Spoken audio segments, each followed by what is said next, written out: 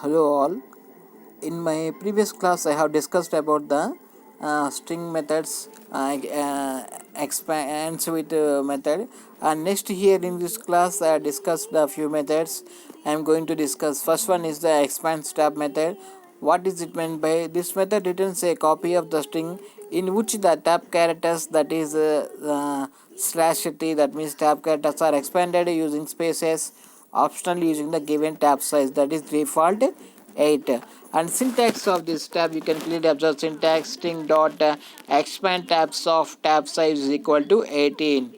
And parameters tab size specifies the number of characters replaced for a tab character slash t. And then we have return value. This method returns a copy of string in which the tab characters have been expanded using spaces. And next we have example on this expand tab method. First one is here I have taken, this is a slash tree string example. I am then initiating this value to a string method, and then printing the original string using the string, and then printing the default expand tab using the string dot expand tab, and then printing double expand tab, that is string expand tab of. Here I mentioned how many tab spaces I have taken is 16 tab spaces, and then that is the value. Why, as result you can get the result here. This is a string example. Here one in the first print statement one tab is used, in second print statement two tabs used, in third print statement three tabs are used to space between the string characters. That is the main aim of the method, main theme of the method, string stats method. And next one is the string find method. By using the find method, it determines if the string that we want to occurs in the string or in a substring of the string. If the string that we want appears in the string, it returns some value of its string is found, otherwise it returns -1. Here we can observe the syntax of the find method, that is the string dot find method. Dot is in order to call the string methods, and we have taken the three arguments for the find string. First one is the string that we are going to find for the string, and the beginning value is instead to 0, and the end of the string value is equal to length of the string value. The definition for the three parameters are given below. String, that means this specifies the string to be searched, and beginning is the starting index, that by default it is 0, and next end of the string, that is the ending string, by default it is equal to the length of the string.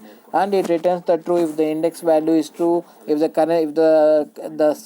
string we are going to search in the string is found, it returns a value, otherwise it returns some minus value. And here we have taken a small example.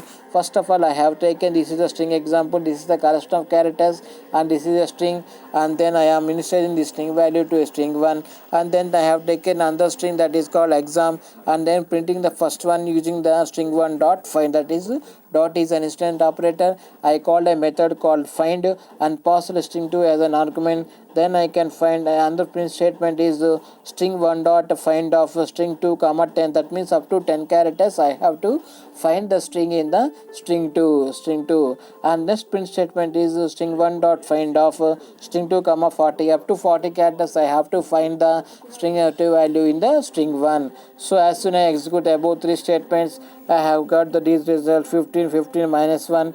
Accordingly, first string returns the 15th value, that is the string, and second statement prints the value 15 on start string, that is 40 characters, because it is exceeds the length of the string, that's why it returns -1 as the output. This is the something about the string find statement. And next we have another method in the string is called the string index method. That means this method determines if the string occurs in the string or in a substring of the string. If the starting index, beginning and ending index are given, the method is same as find method, but raises an exception if the substring is not found. So this method is the same as find method, but returns negative value if the substring is not found in the string. And we have taken an syntax of the index method. Here string dot index, it has three arguments, two arguments. First one is a string, and next one the beginning equal to 0 and length is equal, and end value is the length of the string.